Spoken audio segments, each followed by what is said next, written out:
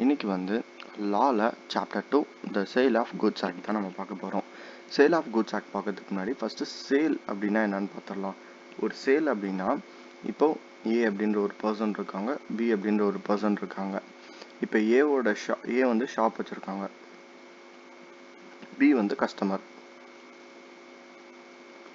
இப்போ ஏவோட ஷாப்பில் பி வந்து பர்ச்சேஸ் பண்ணிவிட்டு அண்ட் தென் கேஷ் வந்து பே பண்ணுவாங்க.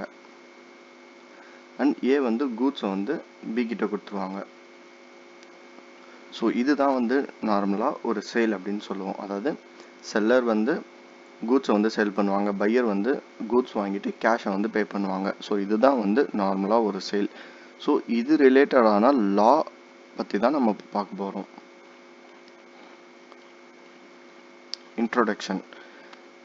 Sale is a typical bargain between pier and seller. அதாவது ஒரு பையருக்கும் செல்லருக்கும் நடக்கிற ஒரு பார்கெயின் தான் நம்ம சேல் அப்படின்னு சொல்லுவோம். இப்போ இந்த சேலில் வந்து 2 பர்சன் வந்து இன்வால்வ் ஆவாங்க. யார் அப்படின்னு பார்த்தீங்கன்னா ஃபர்ஸ்ட் வந்து பையர் அண்ட் செல்லர். பையர் யார் அப்படின்னு பார்த்தீங்கன்னா means a person who buys or agrees to buy a goods. அதாவது ஒரு கூட்ஸை பை பண்ணுறவங்க இல்லைனா நான் அந்த பொருளை வாங்கிக்கிறேன்னு அக்ரி பண்ணுறவங்க வந்து பையர் அப்படின்னு சொல்லுவோம். செல்லரை யார் சொல்லுவோம்னா seller is a person who sells or agrees to sell a goods. அதாவது ஏ அப்படின்ற பர்சன் வந்து சேல் பண்ணுறாங்க, ஸோ இவங்க வந்து செல்லர். பி அப்படின்ற பர்சன் வந்து பை பண்ணுறாங்க, ஸோ இவங்க பையர். நெக்ஸ்ட் வந்து கூட்ஸ். இப்போ வந்து நம்ம பார்த்தோம் சேல் அப்படின்னா என்னன்னு பார்த்துட்டோம். இப்போ வந்து டெஃபினேஷனே வந்து சேல் ஆஃப் குட்ஸ் ஆக்ட் தான். சேல் ஆஃப் குட்ஸ் ஆக்ட் தான். இப்போ கூட்ஸ் அப்படின்னா என்னன்னு பார்க்கலாம். எதெல்லாம் நம்ம கூட்ஸ் அப்படின்னு சொல்லுவோம் அப்படின்னு பார்த்தீங்கன்னா every kind of movable property. எல்லா மூவபிள் ப்ராப்பர்ட்டியும் தான், every kind of movable property.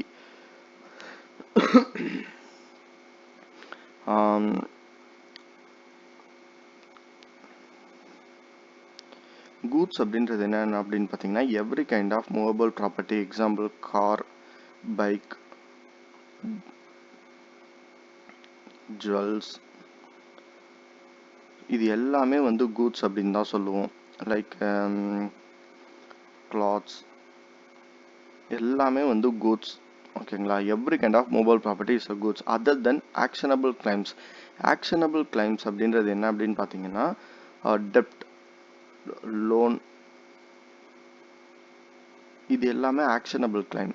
Actionable கிளைம்ஸ்னால் ஒன்றுமே இல்லை, நம்ம ரீபே பண்ணலன்னா யாராவது நம்ம மேலே வந்து ஆக்ஷன்ஸ் எடுப்பாங்க.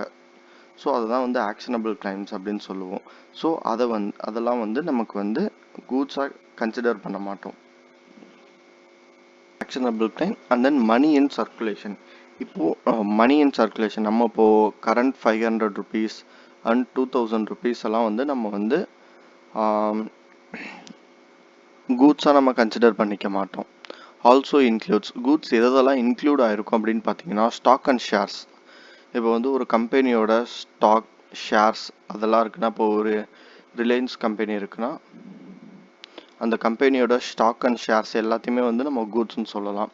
And growing crops. இப்போ ஒரு லேண்ட் இருக்குன்னா அந்த லேண்டில் வந்து கிராப்ஸ் இருக்கும், ஸோ அந்த கிராப்ஸை நம்ம கூட்ஸ் அப்படின்ற மாதிரி சொல்லலாம். கிராஸ், அதே மாதிரி அந்த லேண்டில் உள்ள கிராஸ் அதையும் நம்ம கூட்ஸ் அப்படின்ற மாதிரி சொல்லலாம். Things attached to a forming part of a land which agree to be severed. இப்போ நம்மளுக்கு ஒரு ஃபார்மிங் லேண்ட் இருக்குது, அந்த ஃபார்மிங் லேண்டில் நிறையா ட்ரீஸ் இருக்குது, அண்ட் தென் வந்து கிராஸ் இருக்குது, அண்ட் தென் வந்து க்ராப்ஸ் இருக்குது. ஸோ இந்த லேண்டை நம்ம சேல் பண்ண போகிறோம்னா இந்த ட்ரீஸ் அண்ட் தென் வந்து இந்த கிராஸ் அண்டு க்ரோயிங் கிராப்ஸ் எல்லாமே வந்து கூட்ஸ். இதை நம்ம கட் பண்ணி அந்த கூட்ஸ் வந்து சேல் பண்ணுறதுனால இட்ஸ் அ கூட்ஸ் தான். ஓகேங்களா. Things attached to a forming part of a land which agree to be severed. இப்போ இந்த லேண்டை நம்ம சேல் பண்ணாலும் அதில் இருக்கிற அந்த ட்ரீஸ் அண்ட் கிராப்ஸ் எல்லாமே வந்து கூட்ஸ் அப்படின்னு தான் நம்ம சொல்லுவோம். கூட்ஸில் எதெல்லாம் வராதுன்னு பார்த்தீங்கன்னா ஆக்ஷனபிள் கிளைமும் மணி இன் சர்க்குலேஷன் தான் வரும். அதே மாதிரி இதில் ஓல்டு மணி வரலாம். ஓல்டு மணினா காயின்ஸ், இந்த ஏன்ஷியன்ட் காயின்ஸ், அப்புறம் டிமானிட்டைசேஷன் பண்ண demonetised currency, old 500 rupees 1000 rupees notes எல்லாமே வந்து நம்ம கூட்ஸ்ன்னு சொல்லலாம். பட் மணி இன் சர்க்குலேஷன் ஆர்பிஐயில் சர்க்குலேட்டில் இருக்கிற வந்து மணியை வந்து நம்ம கூட்ஸ்ன்னு எடுத்துக்க மாட்டோம், ஆக்ஷனபிள் கிளைம்ஸை கூட்ஸ்ன்னு எடுத்துக்க மாட்டோம். இப்போது கிளாசிஃபிகேஷன் ஆஃப் கூட்ஸ். இப்போ கூட்ஸ்னால் நம்ம என்னன்னு பார்த்துட்டோம், டெஃபினேஷன் பார்த்துட்டோம். இப்போது கூட்ஸில் வந்து 3 டைப்ஸ் ஆஃப் கூட்ஸ் இருக்குது. Existing goods, future goods, contingent goods. இப்போது எக்ஸிஸ்டிங் கூட்ஸ் அப்படின்னா என்னன்னு பார்த்தீங்கன்னா, R such a goods are existence at the time of contract of sale, those owned by possessed by the seller at the time of contract of sale. அதாவது இப்போ நம்ம முன்னாடி example என்ன பார்த்தோம், ஏ அப்படின்ற ஒரு பர்சன் இருக்காங்க, பி அப்படின்ற ஒரு பர்சன் இருக்காங்க. ஏ யாருன்னா செல்லர், பி யாருன்னா பையர். இப்போது ஏ அப்படின்ற ஒரு பர்சன் வந்து ஒரு ஷாப் வச்சுருக்காங்க. இப்போது பி வந்து அவங்க ஷாப்புக்கு வந்து ஒரு கூட்ஸை வந்து பார்க்குறாங்க. அதாவது ஏதோ ஒரு ட்ரெஸ்ன்னு வச்சுக்கோங்க. இப்போ அந்த ட்ரெஸ்ஸை வந்து பார்க்குறாங்க. அந்த ட்ரெஸ் வந்து at the time contract enter பண்ணும்போது அந்த ட்ரெஸ்ஸை வந்து இப்போ ஒரு 5 ட்ரெஸ்ஸஸ் வந்து ஏ வந்து டிஸ்பிளே பண்ணுறாங்க. அந்த 5 ட்ரெஸ்ஸஸில் வந்து ஒரே ஒரு ட்ரெஸ்ஸை மட்டும் பி வந்து பிக் பண்ணுறாரு. அப்படின்னா ஒரே ஒரு கூட்ஸை எடுத்து இந்த கூட்ஸ் எனக்கு பிடிச்சிருக்கு, அதாவது இந்த ட்ரெஸ் எனக்கு பிடிச்சிருக்கு அப்படின்னு சொல்கிறது எக்ஸிஸ்டிங் கூட்ஸ். அதாவது நம்ம போய் வாங்கணும் அப்படின்னு பார்க்கும்போது அந்த கூட்ஸ் எல்லாமே எக்ஸிஸ்டன்ஸாக இருக்கும். அந்த கடையில் டிஸ்பிளேக்கு வச்சுருப்பாங்க, அதுலேருந்து நம்ம ஒன்று எடுத்துப்போம். அதாவது நம்ம ஸ்பெசிஃபிக்காக எடுப்போம், எனக்கு இந்த கூட்ஸ் தான் வேணும் அப்படின்றது தான் வந்து specific goods. Existing goods or goods existence. அதாவது நம்ம கடைக்கு போகும்போது அந்த கூட்ஸ் இருக்குது. At the time of contract of sale, thus owned or possessed by the seller. அதோட ஓனர் யாருன்னா செல்லர். ஸோ அவங்கள்ட்ட இருந்து நம்ம காசு கொடுத்து வாங்குகிறோம். அதுதான் வந்து கான்ட்ராக்ட் ஆஃப் சேல். அதாவது நம்ம கான்ட்ராக்ட் ஆஃப் சேல் என்டர் பண்ணும்போது ஒரு கான்ட்ராக்ட் என்டர் பண்ணுறோம், எனக்கு இந்த சேல் பிடிச்சிருக்கு அப்படின்ற மாதிரி, ஏகிட்ட எனக்கு வந்து இந்த கூட்ஸ் வந்து பிடிச்சிருக்கு அப்படின்ற மாதிரி ஒரு கான்ட்ராக்ட் என்டர் பண்ணுறோம். அந்த டைமில் வந்து அந்த கூட்ஸ் வந்து இருக்குது. ஸோ இது வந்து அதனால தான் இது வந்து எக்ஸிஸ்டிங் கூட்ஸ். ஓகேங்களா. ஃபியூச்சர் கூட்ஸ் அப்படின்றது என்ன அப்படின்னு பார்த்தீங்கன்னா, இப்போ ஃபங்க்ஷன்ஸுக்கெலாம் ஒரு சில பேர் ஒரு 10 டிஷர்ட்ஸ் ஆர் ஷர்ட்ஸ் ஐடென்டிக்கலாக வந்து ஒரே மாதிரியே பிரிண்ட் பண்ணணும் அப்படின்ற மாதிரி சொல்லுவாங்க. ஸோ ஒரு நியர்பை ஷாப்பில் போய் எனக்கு வந்து ஒரு 10 டிஷர்ட்ஸ் வந்து எனக்கு ஒரு இந்த சர்டன் டேட்குள்ளே எனக்கு வேணும் அப்படின்ற மாதிரி சொல்லுவாங்க. அந்த டைமில் வந்து அங்கே கூட்ஸே இருக்காது. அதுக்கப்புறம் தான் அந்த செல்லர் வந்து மேனுஃபேக்சர் பண்ணுவாங்க. ஸோ இதுதான் வந்து நம்ம ஃபியூச்சர் கூட்ஸ் அப்படின்னு சொல்லுவோம். ஓகேங்களா. இப்போ கண்டிஞ்சன்ட் கூட்ஸ் அப்படின்னா என்ன அப்படின்னு பார்த்தீங்கன்னா, ஒரு கண்டிஜென்சி, அதாவது கண்டிஞ்சன்ட் அப்படின்னா நம்ம இந்தியன் கான்ட்ராக்ட் ஆக்ட்லேயே நம்ம பார்த்தோம். அதாவது ஒரு ஈவெண்ட் நடந்தால் நான் உங்களுக்கு அந்த இதை டெலிவரி பண்ணுறேன் அப்படின்ற மாதிரி. இப்போ சே ஃபார் எக்ஸாம்பிள், எக்ஸ் அப்படின்ற ஒரு பர்சன் இருக்காங்க, ஒய் அப்படின்ற ஒரு பர்சன் இருக்காங்க. இவங்க 2 பேத்துக்குள்ளேயே ஒரு கான்ட்ராக்ட் நடக்குது. என்ன அப்படின்னா, எக்ஸ் வந்து பியானோ செல் பண்ணுவாங்க ஒய் கிட்ட, ஒய் வந்து பியானோ பையர். இப்போது எக்ஸ் வந்து கான்ட்ராக்டில் என்ன சொல்கிறாங்கன்னா, இப்போ எனக்கு இந்த பியானோ வந்து அமெரிக்காவிலேருந்து வரணும் ஷிப்பில். இந்த ஷிப் சென்னைக்கு ரீச் ஆகிடுச்சுன்னா ஐ வில் சேல் பியானோ. ஓகேங்களா. இந்த ஷிப்பு வந்தால் தான் என்னால் பியானோ சேல் பண்ண முடியும். அந்த ஷிப்பு வரல அப்படின்னா என்னால் பியானோ சேல் பண்ண முடியாது. இந்த மாதிரி ஒரு இன்சிடெண்ட், அதாவது ஒரு ஈவெண்ட் நடந்தால் நான் உனக்கு அந்த பொருளை சேல் பண்ணுறேன் அப்படின்ற மாதிரி சொல்கிறது தான் கண்டிஞ்சன்ட் கூட்ஸ். பின்னாடி எக்ஸாம்பிள் பார்க்கும்போது இன்னும் கிளியராக உங்களுக்கு புரியும். ஜஸ்ட் இப்போது அண்டர்ஸ்டாண்ட் பண்ணிக்கோங்க. எக்ஸிஸ்டிங் கூட்ஸ்னால் என்னென்னா, நம்ம கான்ட்ராக்ட் என்டர் பண்ணும்போது அந்த கூட்ஸை நம்ம பார்த்துருப்போம், பார்த்துட்டு ஓகே எனக்கு இந்த கூட்ஸ் பிடிச்சிருக்கு அப்படின்னு எடுக்கிறது எக்ஸிஸ்டிங் கூட்ஸ்.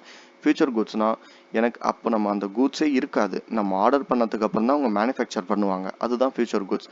கண்டிஞ்சன்ட் கூட்ஸ்னால் ஒரு ஈவெண்ட் நடந்ததுக்கு அப்புறம் நான் அந்த பொருளை உனக்கு சேல் பண்ணுறேன் அப்படின்னு சொல்கிறது தான் கண்டிஞ்சன்ட் கான்ட்ராக்ட். சரி, கண்டிஞ்சன்ட் கூட்ஸ். இப்போ எக்ஸிஸ்டிங் கூட்ஸில் 3 டைப்ஸ் ஆஃப் கூட்ஸ் இருக்குது. அதாவது நம்ம கான்ட்ராக்ட் என்டர் பண்ணும்போதே அந்த கூட்ஸ் வந்து டிஸ்பிளேல இருக்கும். அது வந்து 3 டைப்ஸாக இருக்குது. Specific goods, ascertained goods, unascertained goods.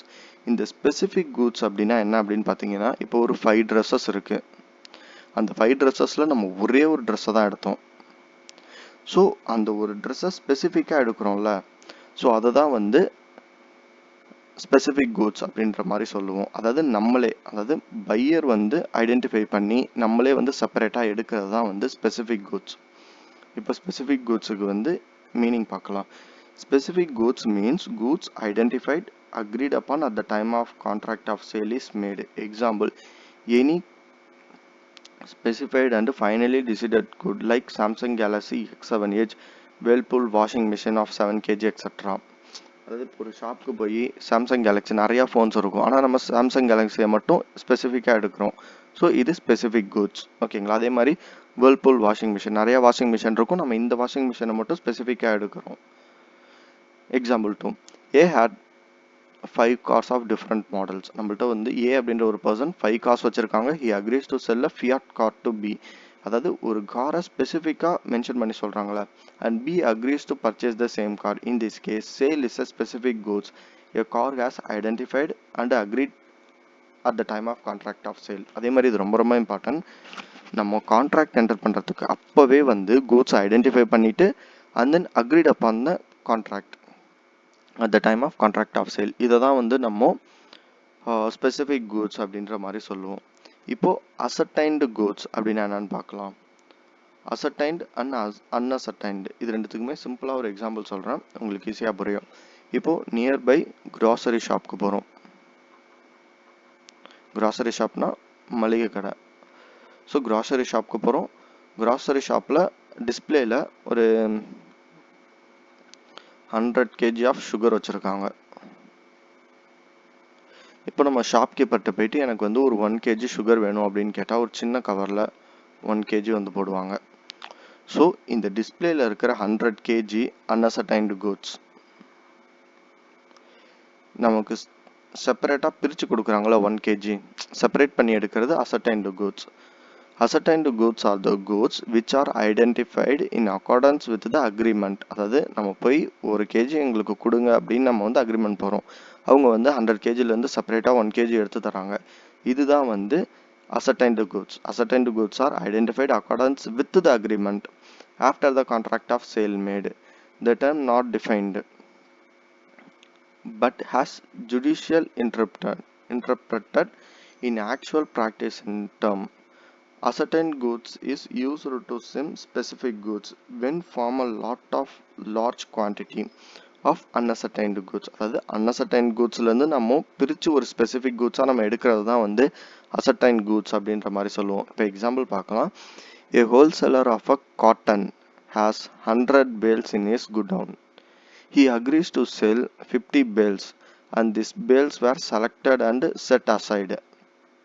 On selection of these goods become ascertained. அதாவது 100 bales-லேருந்து 50 bales-ஐ நம்ம செப்பரேட்டாக எடுத்து வைக்கிறோம்ல, இதை தான் வந்து அசர்டைன்னு சொல்லுவோம்.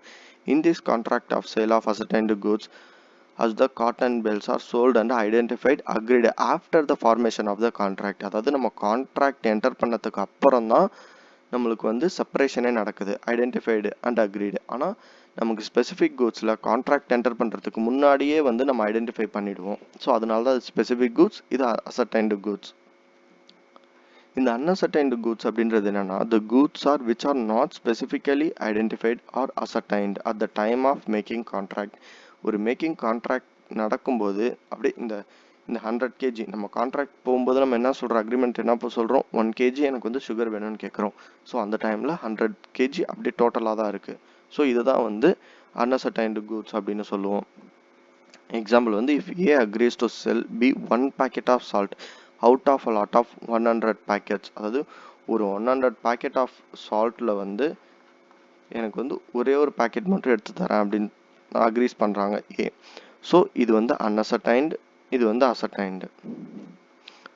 It is a sale of unascertained goods because it is not knowing which packet is delivered. As soon as a particular packet is separated from a lot, it becomes certain or specific goods. அந்த லாட்ல இருந்து ஒன்று நம்ம எடுத்தாதான் நமக்கு வந்து எந்த goods நமக்கு வரப்போகுதுன்னே தெரியும். So அதுக்கப்புறம் it's ascertained or specific goods, அதுக்கு முன்னாடி இட்ஸ் அன்அசர்டைன்டு கூட்ஸ். ஓகேங்களா? ஸோ இப்போ வந்து நம்ம கூட்ஸில் என்னென்னு பார்த்துட்டோம். இப்போ வந்து எக்ஸிஸ்டிங் கூட்ஸில் specific goods, ascertained goods, unascertained goods நம்ம பார்த்துட்டோம். இப்போ வந்து ஃபியூச்சர் கூட்ஸ் வந்து பார்க்கலாம். ஃபியூச்சர் கூட்ஸ்னால் என்னென்னு பார்த்தா, நம்ம வந்து கான்ட்ராக்ட் என்டர் பண்ணும்போது அங்கே கூட்ஸே இருக்காது. இங்கே எக்ஸிஸ்டிங் கூட்ஸில் இருக்கும், பட் ஆனால் நம்ம ஐடென்டிஃபை பண்ணிட்டோம்னா ஸ்பெசிஃபிக்கு. அதே நம்மளால் நம்ம கான்ட்ராக்ட் என்டர் பண்ணதுக்கப்புறம் அசர்டைன் பண்ணாங்கன்னா இட்ஸ் அசர்டைன். நம்ம contract at the time contract enter பண்ணும்போது கூட்ஸ் வந்து டோட்டலாக ஒரு பேக்கேஜாக இருந்துச்சுன்னா இட்ஸ் அன்அசர்டைன். இப்போ அந்த கூட்ஸே நம்மள்ட்ட இருக்காது, அதை தான் நம்ம ஃபியூச்சர் கூட்ஸ் அப்படின்ற மாதிரி சொல்லுவோம். Future goods means a goods to be manufactured or produced or acquired by the seller after making the contract of sale. அதாவது ஒரு சேல் நடக்கும்போது கான்ட்ராக்ட் ஆஃப் சேல் நடந்ததுக்கு அப்புறம் தான் நம்ம மேனுஃபேக்சரோ இல்லை ப்ரொடியூஸோ இல்லை அக்வர்டோ பண்ணுவோம். Example, 1000 quintals of potatoes to be grown in A's field is not illegal, though its actual sale of future good is not possible. This is an example of agreement to sell.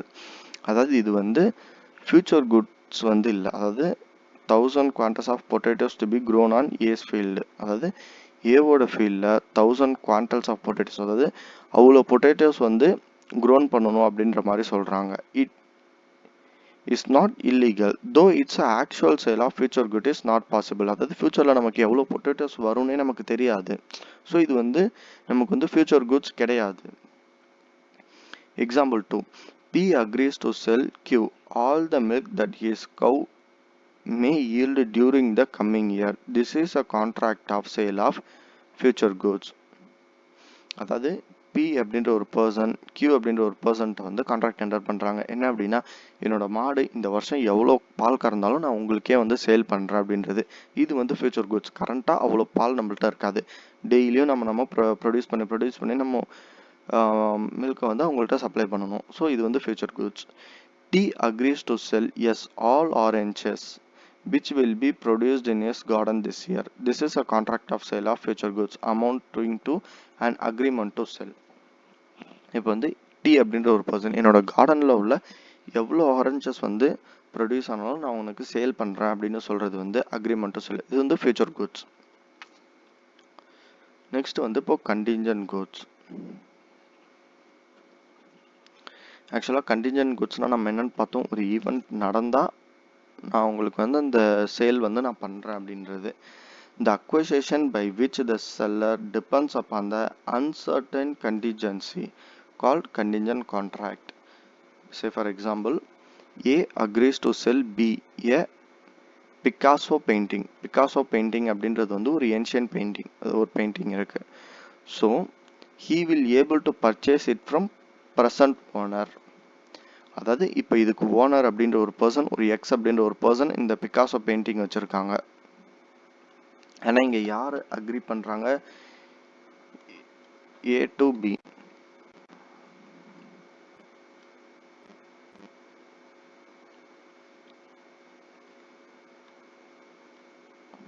A to B.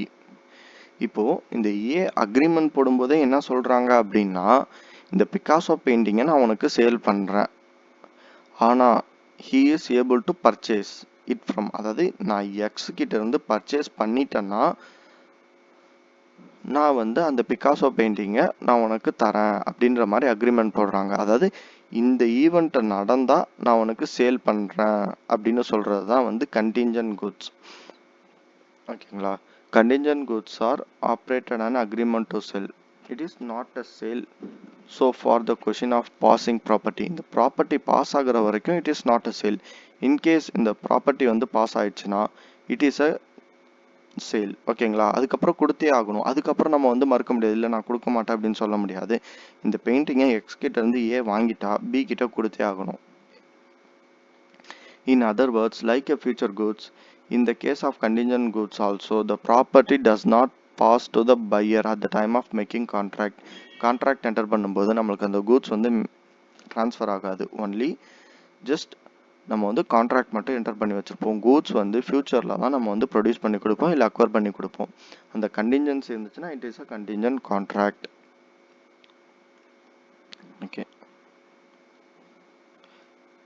இப்போ வந்து delivery it is a form of derivatives. அதாவது delivery அப்படின்னா இப்போ என்ன அப்படின்னு பார்த்தீங்கன்னா, இப்போது நம்ம ஒரு கூட்ஸை பர்ச்சேஸ் பண்ணுறோம் அப்படின்னா, இப்போ நம்ம சே ஃபார் எக்ஸாம்பிள் ஒரு ஷாப்புக்கு போகிறோம், ஷாப்புக்கு போய்ட்டு ஒரு டிவியை பார்க்குறோம், டிவி நமக்கு பிடிச்சிருக்கு, உடனே நம்ம காசு கொடுத்துட்டு எனக்கு இந்த டிவியை வந்து எங்கள் வீட்டுக்கு டெலிவரி பண்ணுங்க அப்படின்னு சொல்லுவோம்.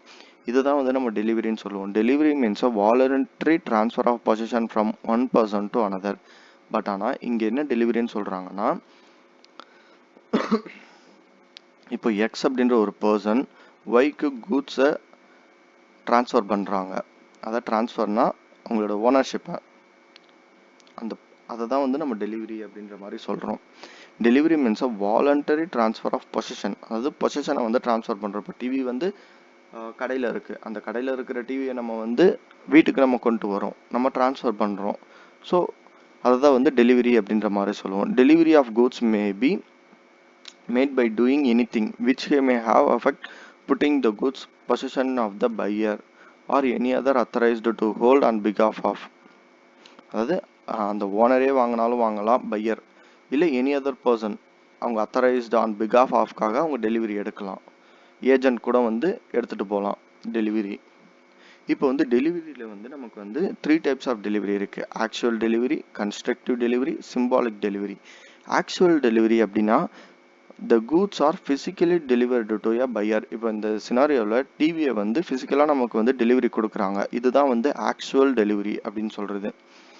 கன்ஸ்ட்ரக்டிவ் டெலிவரி அப்படின்னா என்ன அப்படின்னா when it is affected without any change of custody or actual possession of thing in the case of delivery of acknowledgement. இப்போ say for example A அப்படின்ற ஒரு பர்சன் இருக்காங்க, B அப்படின்ற ஒரு பர்சன் இருக்காங்க.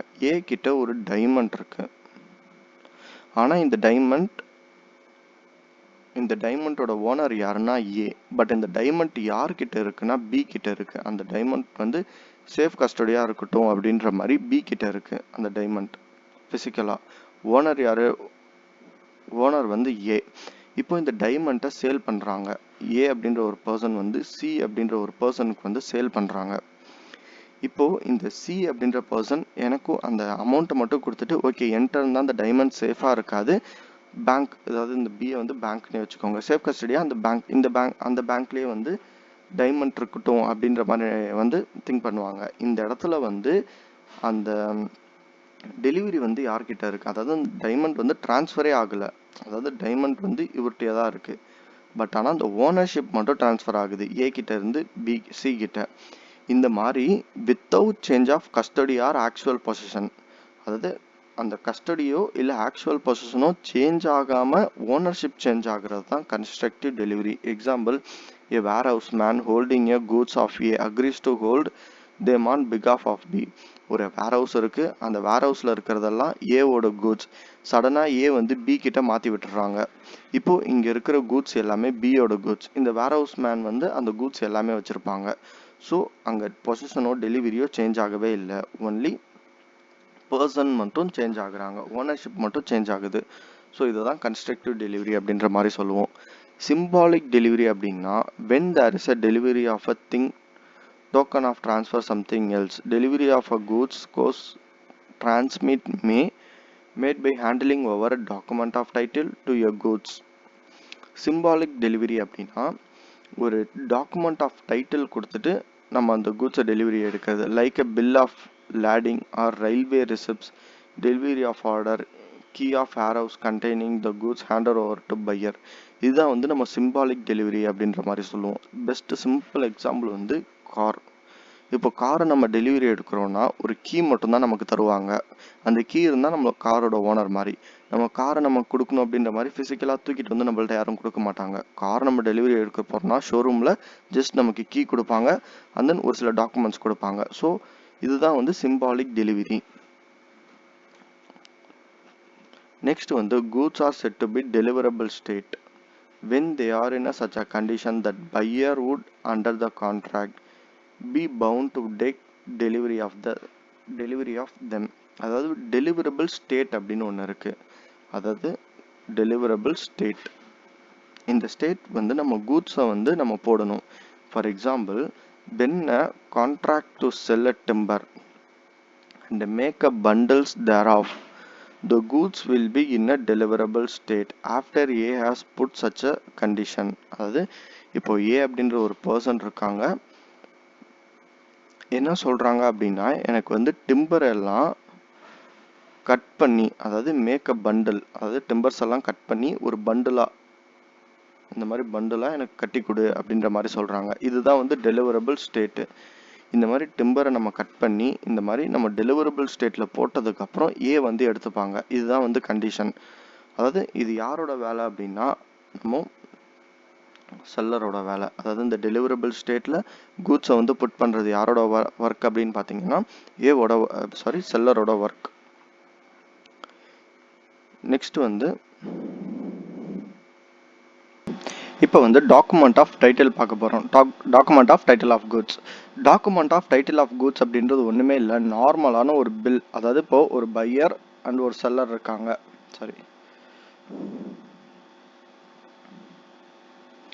ஒரு செல்லர் ஒரு பையர் இருக்காங்க.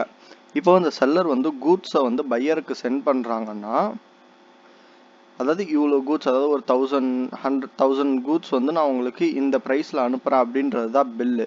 இப்போ இதை வந்து லோடிங் அனுப்பும்போது நார்மலாக அவங்க ஜிஎஸ்டி பில் எல்லாமே போட்டு ஒரு பில் மாதிரி அனுப்புவாங்க. அதாவது யாருக்கு நம்ம அனுப்புகிறோம், எந்த அட்ரஸில் அவங்க இருக்காங்க, இவங்க தான் பையர். அதாவது டெலிவரி வந்து நம்ம டிரான்ஸ்போர்ட்டில் தான் மோஸ்ட்டாக அனுப்புவோம். அந்த டிரான்ஸ்போர்ட்டில் யார் வந்து இந்த பில்லை வந்து எடுத்துக்கணும், அதாவது இந்த கூட்ஸை வந்து யார் வந்து டெலிவரி எடுத்துக்கணும் அப்படின்ற மாதிரி நம்ம சென்ட் பண்ணுறது தான் document of title of goods. It includes bill of lading, அதாவது நம்ம அனுப்புகிற பில்லு. டாக் வாரண்ட், அதாவது டாக் வாரண்ட்னால அது ஒரு பில் மாதிரி தான். வேர் ஹவுஸ் கீப்பர் சர்டிஃபிகேட், அதாவது வேர் ஹவுஸ் கீப்பர்ஸ் சர்டிஃபிகேட் அப்படின்னா இப்போ வேர் ஹவுஸ்னா குடோன்ஸ் இருக்கும், அந்த குடோன்ஸில் யார் அதை வச்சுருக்கணும் இப்போ, ஸோ அதுதான் வேர் ஹவுஸ் சர்டிஃபிகேட் அப்படிம்பாங்க. நெக்ஸ்ட் வந்து wharfinger certificate. Railway receipts. Railway ரிசிப்ட்னா இப்போ வந்து ஒரு சில டைம் வந்து நம்ம ட்ரெயின், அதாவது ரயில்வேஸில் வந்து நம்ம வந்து கூட்ஸை வந்து சென்ட் பண்ணுவோம். அப்போ வந்து நம்ம எப்படி சொல்கிறது, இப்போ டிக்கெட் எடுக்கிற மாதிரி எவ்வளோ கூட்ஸ் அதுக்கான ரிசிப்டை நம்ம வந்து ரயில்வேலேருந்து நம்ம வாங்குவோம். அதாவது இவ்வளோ கூட்ஸோட ரிசிப்ட் அப்படின்ற மாதிரி. ஸோ அதை வந்து நம்ம இப்போது சென்னையிலேருந்து நம்ம அனுப்புகிறோம் அப்படின்னா, இப்போ மும்பையில் ரிசீவ் பண்ணுறாங்கன்னா மும்பையில் வந்து நம்மளோட பையர் வந்து அந்த பில்லை காட்டி ரயில்வே ஸ்டேஷன்லேருந்து எடுத்துக்கலாம். அதுதான் வந்து ரயில்வே ரெசிப்ட். அதே மாதிரி மல்டி மாடல் டிரான்ஸ்போர்ட் டாக்குமெண்ட். எல்லாமே வந்து டாக்குமெண்ட் நம்ம அனுப்புகிற பில், அதாவது யாருக்கு நம்ம அனுப்புகிறோம், எவ்வளோ ஒர்த் ஆஃப் கூட்ஸ் அனுப்புகிறோம், உள்ள கூட்ஸ் எவ்வளோ குவான்டிட்டி இருக்குது அப்படின்ற மாதிரி ஜஸ்ட் நம்ம அனுப்புறது தான் வந்து document of title of goods. Delivery யார் எடுத்துக்கணும் அப்படின்ற மாதிரி தான் வந்து document of title of goods. Examples bill of lading, dock warrant, warehouse certificate, warehouse fingers, railway receipts, warrant and order of delivery of goods. This list only illustrate and not exhaustive. அதாவது இது வந்து ஒரு illustrate, அதாவது ஒரு நார்மலான bill தான், not ownership வந்து இல்லை. Any other document which show above characteristics, அதாவது வேற எந்த டாக்குமெண்ட்டாக வேணாலும் இருக்கலாம், இது மட்டும்னு கிடையாது. இது இல்லாமல் கூட ஒரு சில டாக்குமெண்ட்ஸ் வந்து அவங்க காட்டி கூட நம்ம எடுத்துக்கலாம்.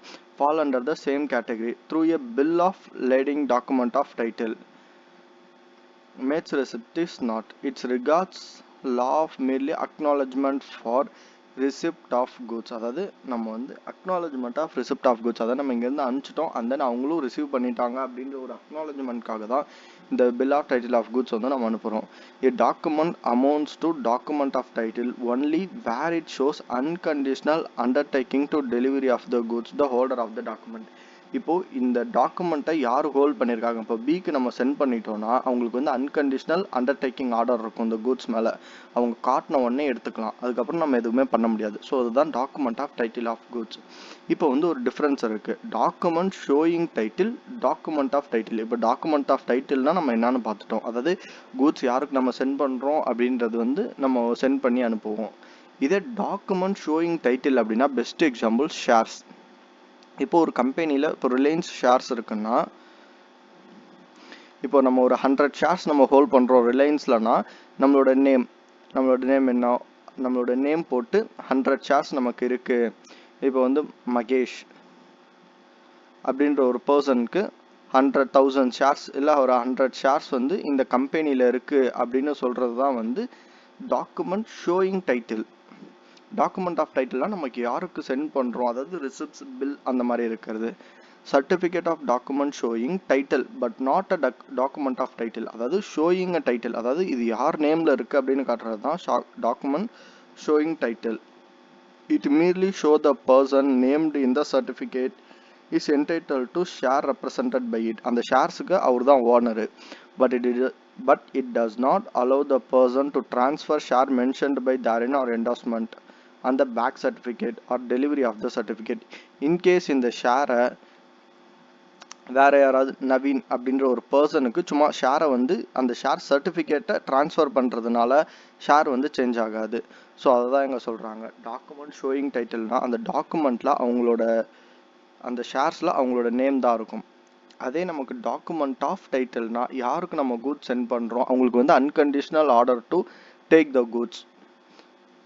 So unconditional order to taking the delivery of the goods இருக்கும். ஸோ இதுதான் ரெண்டுத்துக்கும் உள்ள டிஃப்ரென்ஸ். நெக்ஸ்ட் வந்து மர்கன்டைல் ஏஜென்ட். மர்கன்டைல் ஏஜென்ட்னா யார் அப்படின்னு பார்த்தீங்கன்னா, இப்போ சே ஃபார் எக்ஸாம்பிள்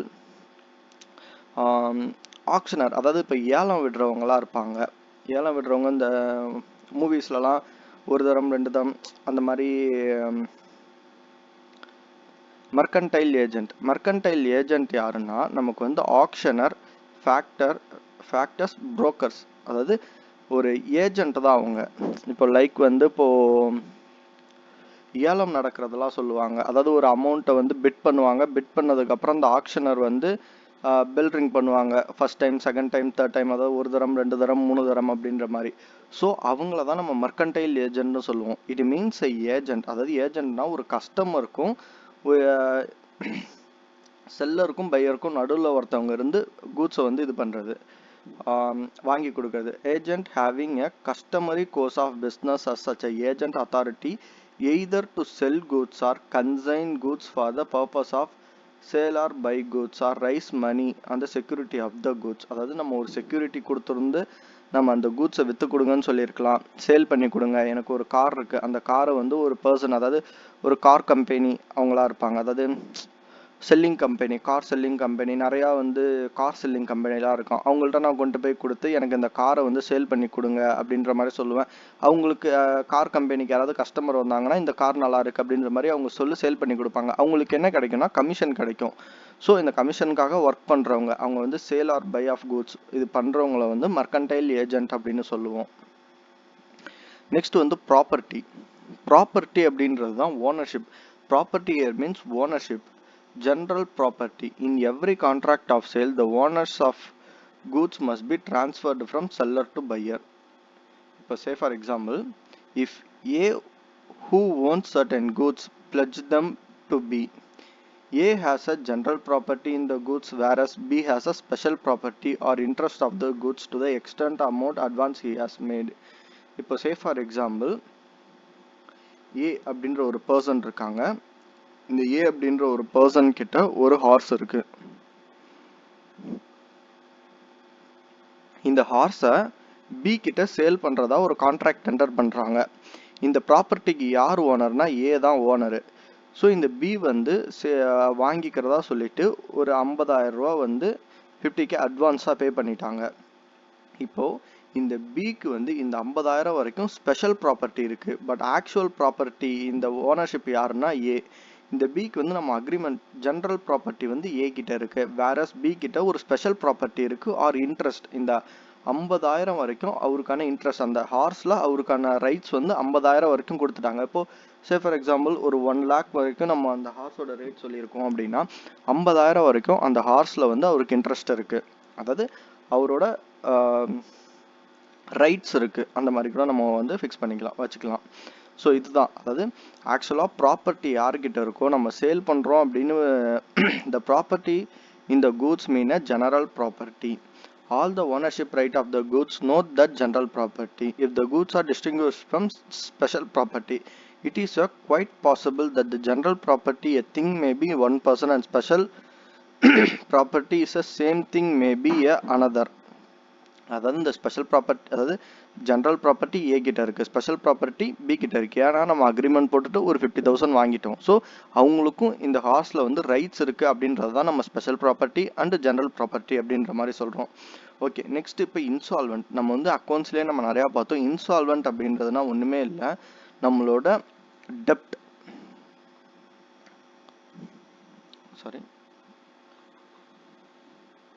நம்மளோட அசட்ஸ், நமக்கு வந்து நிறையா லோன்ஸ் வந்து அதிகமாக இருக்குது, அசட்ஸ் வந்து நமக்கு இல்லை. ஸோ இந்த மாதிரி இருக்கும்போது நமக்கு வந்து இதுதான் நம்ம வந்து இன்சால்வெண்ட் அப்படின்ற மாதிரி சொல்லுவோம். அதாவது நமக்கு அசட்ஸ் வந்து ரொம்ப கம்மியாக இருக்குது, பட் ஆனால் லோன்ஸ் அந்த மாதிரி டெப்ட்ஸ் வந்து நிறையா இருக்குது. ஸோ இதை தான் நம்ம இன்சால்வெண்ட்னு சொல்லுவோம். A person is said to be insolvent when he ceases to pay his டெப்ட் in ordinary course of business. அவரால் லோன்ஸை ரீபேவே பண்ண முடியல அப்படின்னா அவர் தான் நம்ம இன்சால்வெண்ட்னு சொல்லுவோம். அண்ட் தென் அவர்கிட்ட அசட்டும் எதுவுமே இல்லை அப்படின்றவங்கள இன்சால்வெண்ட்னு சொல்லுவோம். குட் நாட் பே ஹிஸ் டெப்ட், அவரை இன்சால்வெண்ட்னு சொல்லுவோம். நெக்ஸ்ட் வந்து ப்ரைஸ். ப்ரைஸ் அப்படின்றது it is a money consideration of sale of goods. ஒரு கூட்ஸை நம்ம சேல் பண்ணுறோன்னா அது கிடைக்கிற மணி கன்சிடரேஷனை நம்ம ப்ரைஸ் அப்படின்ற மாதிரி சொல்லுவோம். நெக்ஸ்ட் வந்து quality of goods. Quality of goods includes state or condition. அதாவது இப்போது ஒரு பிஸ்கட்ஸ் அப்படின்னு எடுத்துக்கிட்டோம் அப்படின்னா அதோட கண்டிஷன் வந்து ஈட்டபுளாக இருக்கணும். ஸோ அதை தான் குவாலிட்டி ஆஃப் கூட்ஸ்னு சொல்லுவோம். நான் ஈட்டபுளாக இருந்தால் அதை நம்ம சேல் பண்ணவே கூடாது. அதாவது நம்ம சேல் பண்ணுற கூட்ஸாக இருக்கட்டும் எல்லாமே வந்து ஸ்டேட் அண்ட் கண்டிஷனாக இருக்கும். அதுதான் குவாலிட்டி ஆஃப் கூட்ஸ். நெக்ஸ்ட் வந்து sale and agreement to sell. According to section 4 class 1, a contract is a sale of goods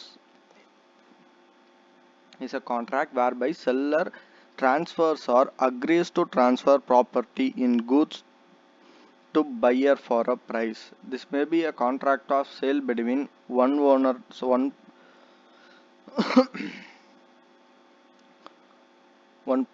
to another. A contract of sale may be absolute unconditional. Absolute and absolute R conditional அப்படின்னா அதாவது sale அப்படின்றது வந்து absolute, அதாவது நம்ம அதில் சேஞ்சே பண்ணக்கூடாது. இப்போ வந்து ஒரு 100 கூட்ஸை வந்து நம்ம சேல் பண்ணுறதுக்கு ஒரு கான்ட்ராக்ட் என்டர் பண்ணுறோன்னா ரைஸ் 100 பேக்ஸ் ஆஃப் ரைஸ் வந்து நம்ம சப்ளை பண்ணணும் அப்படின்ற கான்ட்ராக்டில் நம்ம வந்து 100 பேக்ஸ் ஆஃப் வீட்ஸ் வந்து நம்ம கொடுக்கக்கூடாது. அதாவது அப்சல்யூட் கண்டிஷனல், நம்ம என்ன கேட்டிருக்கோமோ அதை தான் கொடுக்கணும். நீங்கள் என்கிட்ட இப்போ இதுதான் இருக்குது இதை எடுத்துக்கோங்கலாம் நம்ம சொல்லக்கூடாது. Contract of sale may be absolute or conditional. இது வந்து section 4 class 2. Where under a contract of sale property in the goods is transferred from seller to buyer, the contract is called sale. But where the transfer of property in the good takes place in a future time is subject to some condition thereafter fulfilled is called agreement to sell. அதாவது ஒரு சேல்னா உடனே வந்து transfer பண்ணிடுறது. அதாவது A contract of sale is a property of goods transferred from seller to buyer. அதாவது செல்லர்ட்ட இருந்து pier கிட்ட உடனே டிரான்ஸ்ஃபர் ஆகுறது வந்து சேல். அதே ஃபியூச்சர் டைமில் அண்ட் ஒரு சில கண்டிஷன் ஃபுல்ஃபில் ஆனதுக்கு அப்புறம் நம்ம அந்த கூட்ஸை டெலிவரி பண்ணுறது அக்ரிமெண்ட் டு செல். எக்ஸாம்பிள்ஸ் வந்து பார்க்கலாம். இப்போ வந்து ஒரு ஷாப்புக்கு போகிறோம். ஷாப்புக்கு போயிட்டு ட்ரெஸ்ஸஸ் வந்து பர்ச்சேஸ் பண்ணுறோம். ஸோ ட்ரெஸ்ஸஸ் பர்ச்சேஸ் பண்ணுறோன்னா ஒரு 2-3 ட்ரெஸ்ஸஸை நம்ம ஐடென்டிஃபை பண்ணிவிட்டு நம்ம அவங்கள்ட்ட பில் போடுறது. உடனே வந்து செல்லர்கிட்ட வந்து பையருக்கு வந்து ட்ரெஸ்ஸஸ் வந்து ட்ரான்ஸ்ஃபர் ஆகிடுச்சு. அண்ட் தென் அமௌண்ட்டும் நம்ம உடனே கொடுத்துட்டோம். It's a sale. அதே அக்ரிமெண்ட் டு சேல் அப்படின்றது என்ன அப்படின்னா நம்ம வந்து ஃபியூச்சர் குட்ஸாக இருக்கும். இப்போ சே ஃபார் எக்ஸாம்பிள் இப்போ கார் இருக்குது. ஒரு கார் வந்து நம்ம வந்து ஃப்ரெஷ்ஷாக எடுக்கணும் அப்படின்னா கார் ஷோரூம் போகணும். கார் ஷோரூம் போய்ட்டு நமக்கு என்ன கார் வேணும்னு ஃபஸ்ட்டு ஆர்டர் கொடுக்கணும். அண்ட் தென் வந்து ஒரு 6 to 7 months வந்து நம்ம வெயிட் பண்ணணும். வெயிட்டிங் பீரியட் இருக்கும் கார் வந்து டெலிவரி எடுக்கிறதுக்கு. ஸோ 6 to 7 months நம்ம வெயிட் பண்ணணும். அதுக்கப்புறம் நம்ம கார் வந்து அவங்க டெலிவரி கொடுப்பாங்க. இது வந்து அக்ரிமெண்ட் டு செல். இந்த 6 to 7 months நம்ம வெயிட் பண்ணணும். அண்ட் தென் வந்து அவங்க நம்மள்ட்ட அமௌண்ட் ஏதாவது அட்வான்ஸ் வந்து டவுன் பேமெண்ட் கட்ட சொல்லுவாங்க. அந்த டவுன் பேமெண்ட் கட்டணும். அதான் some condition to be fulfilled. So இந்த டவுன் பேமெண்ட் கட்டிட்டு ஒரு 6 to 7 months வெயிட் பண்ணோன்னா நமக்கு வந்து கார் டெலிவரி ஆகிடும்.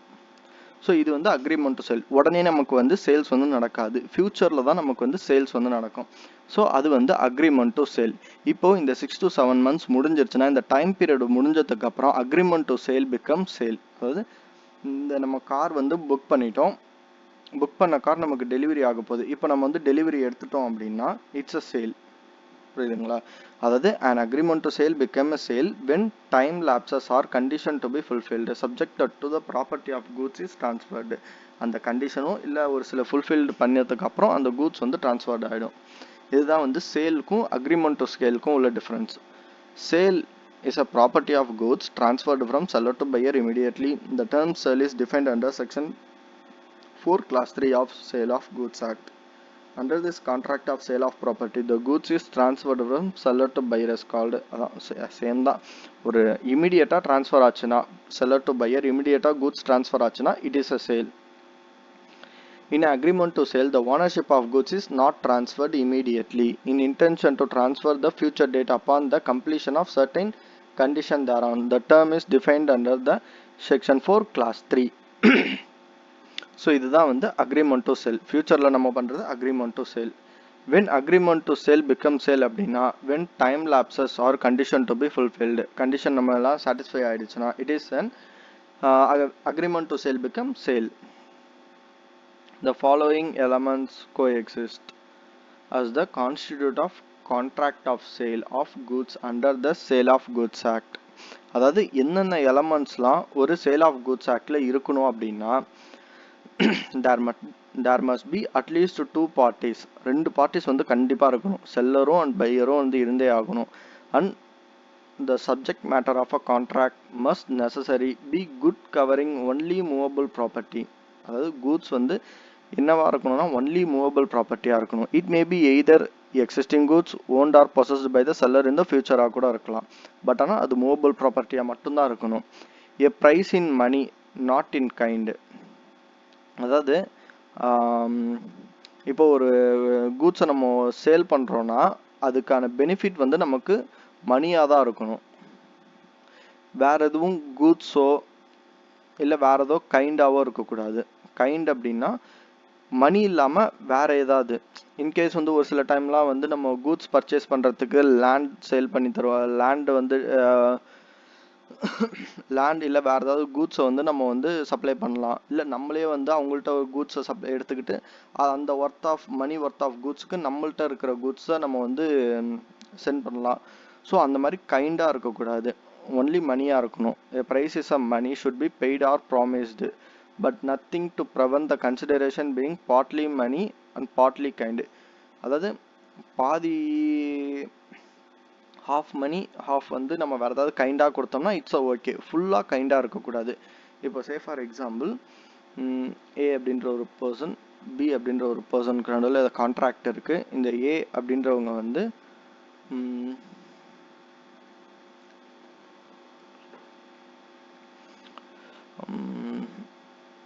மில்க் ஷாப் வச்சுருக்காங்க. பி அப்படின்றவங்க வந்து கவுஸ் ஓன் பண்ணியிருக்காங்க. இப்போது இந்த ஏ கிட்ட வந்து மில்க் ஷாப் மட்டும் இல்லாமல் ஒரு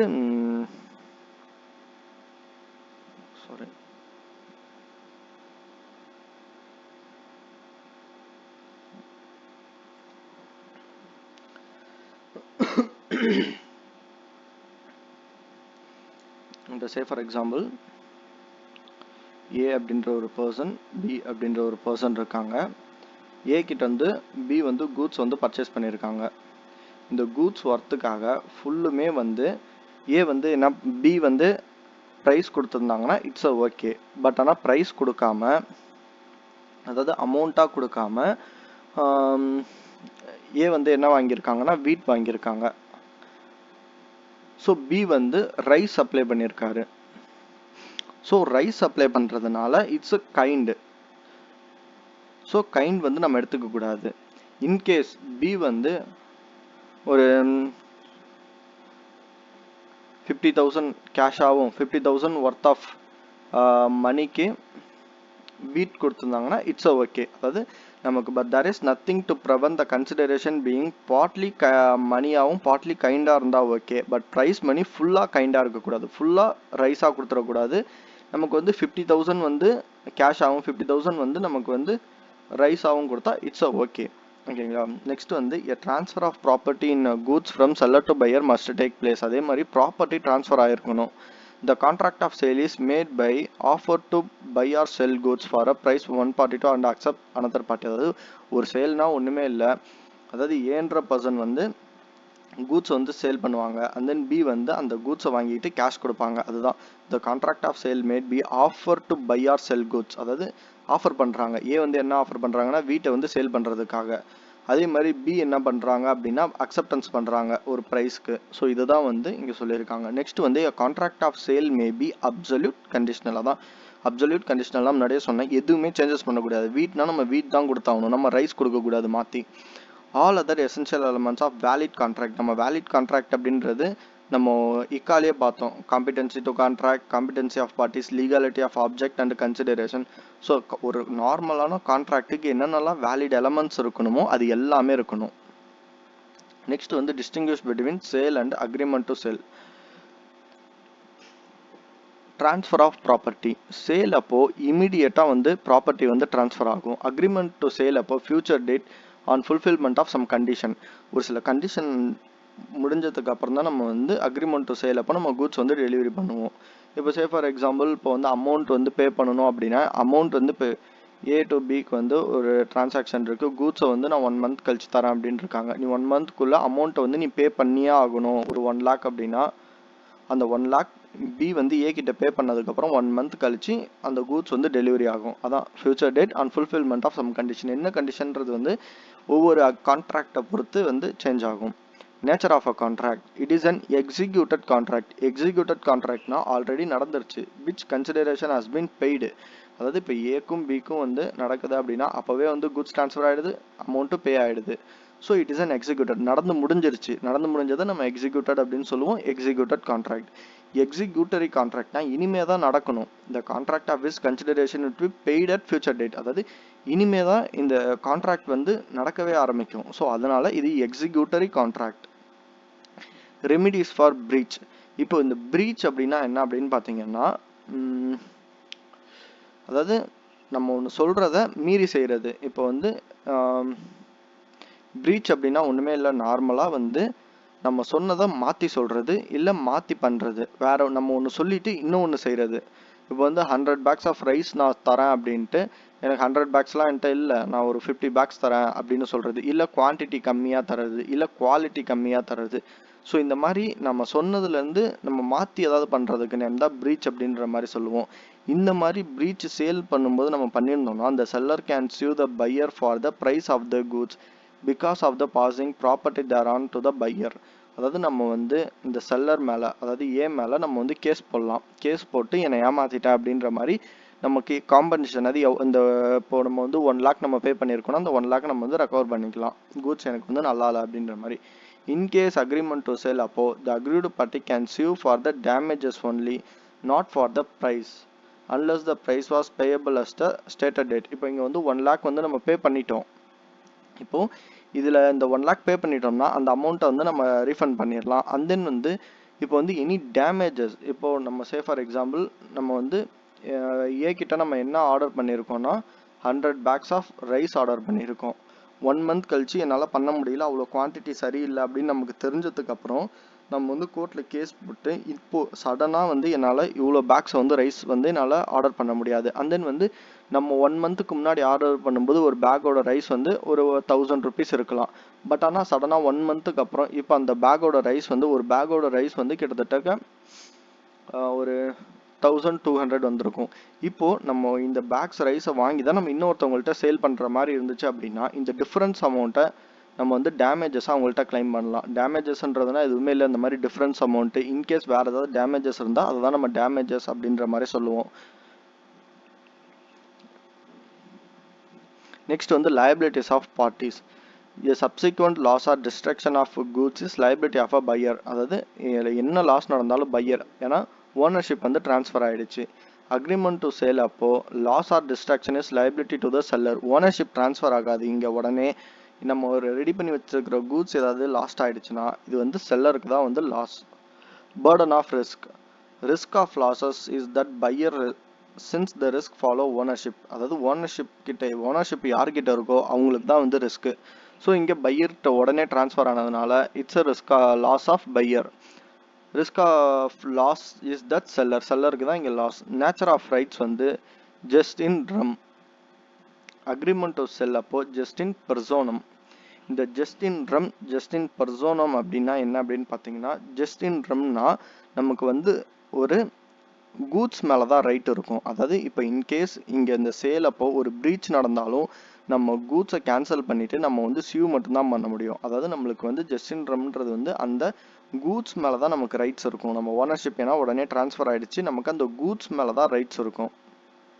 இங்கே நமக்கு கூட்ஸே இல்லை, இனிமேல் தான் அவங்க வந்து கூட்ஸை ப்ரொடியூஸ் பண்ணணும். அப்போது நம்ம இன்கேஸ் இதில் ஏதாவது ஒரு ஃபால்ட் நடந்துச்சுன்னா நம்ம யாரை சீவ் பண்ணுவோம் அப்படின்னா அந்த செல்லரை தான். ஸோ ஒரு பர்சன் மேலே இருக்கிறதுனால இட்ஸ் அ பர்சோனம். அதாவது create just in personam rights. அதாவது இன்கேஸ் நமக்கு ஏதாவது ஒரு ப்ராப்ளம் அப்படின்னா நமக்கு கூட்ஸ் மேலே தான் ரைட்ஸ் இருக்கும். இங்கே வந்து அந்த பர்சன் மேலே தான் ரைட்ஸ் இருக்கும். ஸோ அதனால தான் it's a personam seller. Next வந்து rights of resale. A seller cannot resell the goods. அதாவது செல்லருக்கு வந்து ரீசேல் பண்ணவே முடியாது. ஒன்ஸ் நம்ம ஓனர்ஷிப் ட்ரான்ஸ்ஃபர் ஆயிடுச்சுன்னா செல்லருக்கும் அந்த கூட்ஸுக்கும் சம்மந்தமே இல்லை. ஸோ அதனால செல்லர் வந்து ரீசேல் பண்ண முடியாது. த seller May sell the goods since ownership is with the seller. இப்போ நம்ம ப்ரொடியூஸ் பண்ண கூட்ஸ் வந்து இருக்கு. இப்போ 1 month வந்து டைம் இருக்கு. திடீர்னு வேற யாராவது வந்து கேட்குறாங்கன்னா நம்மளால ப்ரொடியூஸ் பண்ணிக்க முடியும்னா செல்லர் வந்து அந்த கூட்ஸை வந்து சேல் பண்ணிடலாம் உடனே. ஏன்னா ஓனர்ஷிப் வந்து ட்ரான்ஸ்ஃபர் ஆகலை. நெக்ஸ்ட் வந்து sale distinguished from other similar contracts. இப்போ வந்து சேலுக்கும் ஹையர் பர்ச்சேஸ்க்கும் உள்ள டிஃப்ரென்சஸ் பார்க்கலாம். சேல் அப்படின்னா என்னன்னு பார்த்துட்டோம். இமீடியட்டாக வந்து ட்ரான்ஸ்ஃபர் ஆகிடும் at the time of contract. அப்போது என்னது ஓனர்ஷிப்பு.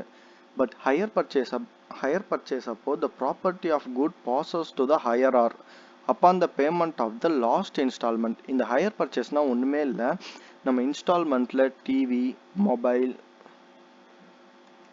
கார், ஸோ இந்த மாதிரி இன்ஸ்டால்மெண்ட்டில் எடுக்கிறது எல்லாமே நம்ம ஹையர் பர்ச்சேஸ் அப்படின்ற மாதிரி சொல்லுவோம். அதாவது மந்த்லி நம்ம இஎம்ஐ கட்டுவோம்.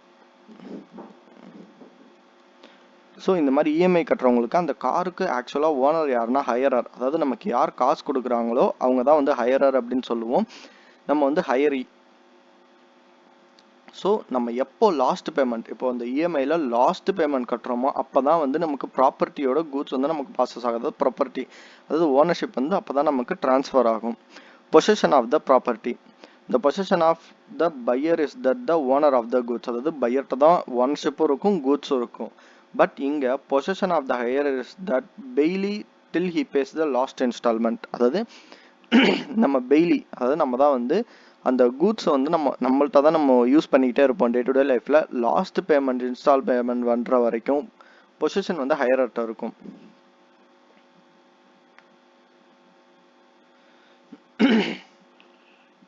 அதாவது the possession of hirer is that of bailey that he pay the last installment.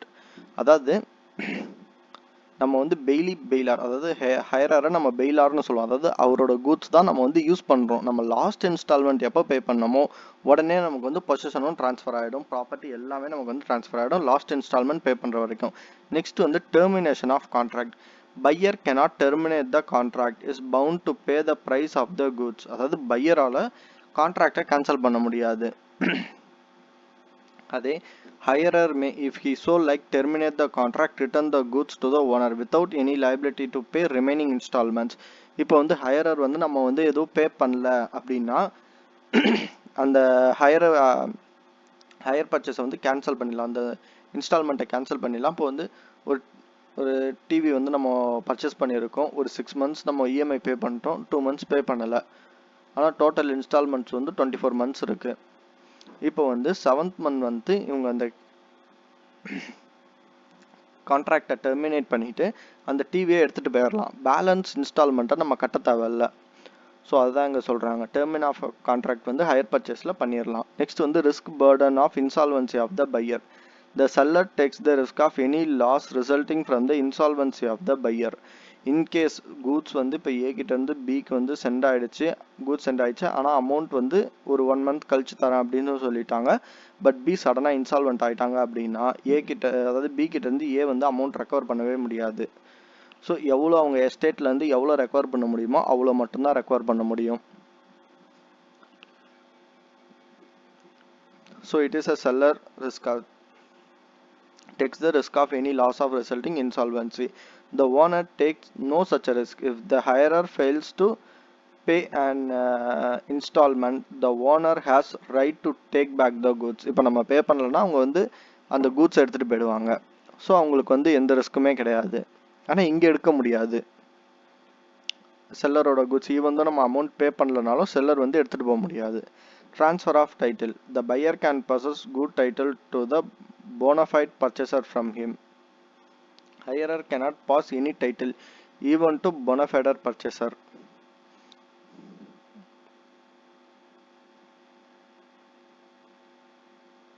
அதாவது குட் டைட்டில் அப்படின்றது என்ன அப்படின்னா, அதாவது இப்போ வந்து ஏ அப்படின்ற ஒரு பர்சன் வந்து பிக்கும் ஏக்கும் ஒரு கான்ட்ராக்ட் இருக்குது. என்ன அப்படின்னா ஏவோட ஜுவல் பி கிட்ட ட்ரான்ஸ்ஃபர் பண்ணுறாங்க. இவங்க வந்து அமௌண்ட் வந்து பே பண்ணிட்டாங்க கேஷில். இப்போது இந்த ஜுவல் வந்து அதாவது ஸ்டோலன் கோல்டாக இருந்துச்சுன்னா, அதாவது திருட்டு நகையாக இருந்துச்சு அப்படின்னா இட்ஸ் அ நான் குட் டைட்டில், அதாவது டிஃபெக்டிவ் டைட்டில் உள்ளது. பட் இந்த ஜுவல் வந்து இந்த ஏவோட தான் இருந்துச்சு அப்படின்னா இட்ஸ் அ குட் டைட்டில். அதாவது இந்த குட் டைட்டில் இப்போ வந்து இந்த குட் டைட்டில் உள்ள ஜுவல்லரியை பிக்கு வந்து சேல் பண்ணுறாங்க அப்படின்னா it is a bona fide purchaser from him. அதாவது good title to a bona fide, அதாவது ஒரு நம்ம நல்ல டைட்டிலை தான் நம்ம வந்து அவங்களுக்கு ட்ரான்ஸ்ஃபர் பண்ணுறோம். இன்கேஸ் வந்து இட் இஸ் அ ஸ்டோலன் கோல்டாக இருந்துச்சுன்னா, அதாவது திருட்டு நகையாக இருந்துச்சுன்னா நம்மளால் அதை ட்ரான்ஸ்ஃபர் பண்ண முடியாது. அதை இப்போ வந்து போலீஸ் வந்து பி கிட்ட வந்து அந்த ஜுவல்லரி வந்து ரெக்கவர் பண்ணிட்டு போயிடுவாங்க. ஸோ இதுதான் வந்து good title to a bonafide purchaser from him. And then வந்து ஹையரர் கேனாட் பாஸ் எனி டைட்டில், அதாவது இங்கே வந்து அந்த மாதிரி எதுவுமே இருக்காது. இங்கே வந்து டைட்டிலே நம்ம பாஸ் பண்ண மாட்டோம் லாஸ்ட் இன்ஸ்டால்மெண்ட் முடிகிற வரைக்கும் போனஃபைட் பர்ச்சேசர்ட்டு வந்து. நெக்ஸ்ட் வந்து resale. The pier in sale can resale the goods.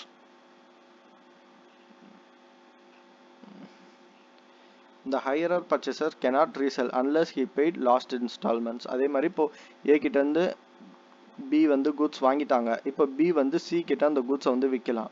But ஆனால் இங்கே நம்ம விற்க முடியாது. நம்ம லாஸ்ட் பேமெண்ட் இன்ஸ்டால்மெண்ட் பே பண்ணதுக்கு அப்புறம் தான் நம்மளால வந்து அந்த கூட்ஸை வேற யார்கிட்டயாவது விற்க முடியும்.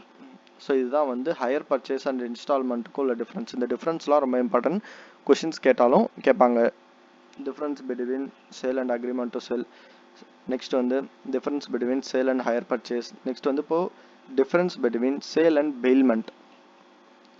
சேல் அப்படின்னா நம்ம இவ்வளோ நேரம் பார்த்துட்ருக்கோம், ட்ரான்ஸ்ஃபர் ஆஃப் ப்ராப்பர்ட்டி இமீடியட்டாக செல்லர் டு பையர் ஆகிடும். பெயில்மெண்ட் அப்படின்னா only transfer of possession of goods from the bailor to bailee for any reason like safe custody or carriage. இப்போ சே ஃபார் எக்ஸாம்பிள் பெயில்மெண்ட் அப்படின்னா லைக் ஹையர் பர்ச்சேஸ் மாதிரி தான் இருக்கும். But ஆனால் higher purchase கிடையாது. Bailment அப்படின்றதுனா என்ன அப்படின்னு பார்த்தீங்கன்னா, இப்போது ஏ அப்படின்ற ஒரு பர்சன் இருக்காங்க, சரி ஏன்னா எக்ஸ் அப்படின்ற ஒரு பர்சன் இருக்காங்க. நெக்ஸ்ட் வந்து ஒய் அப்படின்ற ஒரு பர்சன் இருக்காங்க. இப்போ எக்ஸ் கிட்ட ஒரு கார் இருக்கு. ஸோ இந்த எக்ஸ் என்ன பண்ணுறாங்க அப்படின்னா இந்த காரை ஒய் கிட்ட கொடுத்து, ஒய் வந்து எக்ஸோட ஃப்ரெண்டு. ஸோ இந்த ஒய் வந்து கார் கேட்டிருக்காங்க. இந்த காரை வந்து ஒய் வந்து யூஸ் பண்ணிட்டு இருக்காங்க, ஒரு 1 மந்த்துக்கு கேட்டிருக்காங்க. ஸோ இதுதான் பெயில்மெண்ட் அண்டு பெய்லி. இப்போ இங்கே யார் பெயிலார்னா எக்ஸ் தான் வந்து பெயிலார், இங்கே ஒய் வந்து பெய்லி. இப்போது இந்த 1 மந்த் முடிஞ்சதுக்கப்புறம் அந்த காரை வந்து எக்ஸ் கிட்ட ரிட்டர்ன் பண்ணணும்.